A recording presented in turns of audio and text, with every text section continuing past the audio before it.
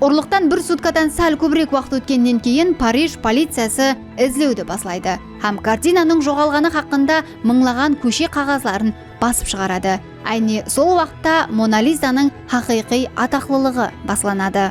Һәр биринде Мона Лизаның сурети, барлык Европа мамлекеттери һәм көплөгөн жаһан газета журналлары бул хакында басып чыгарады.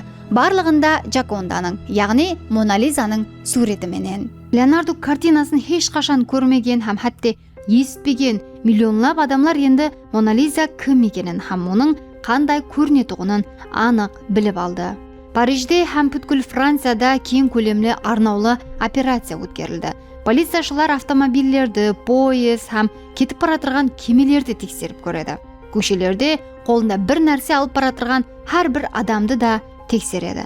Гуманлануучулар арасында жас художник Пабло Пикассо да бар. Ондан алдын Луврдан урланган бир нече киши мүсүлдөр табылган. Процессте полиция Пикассо оларды өзүнүн досту шайыр Аполлинерден сатып алганын аныклайды. Ол болса өз кезегинде дөретпелерди музейден урлаган. Натижеде полициячылар экөөнүн де Джаконданың урланууна катнашасы жок экенлигин аныклайды.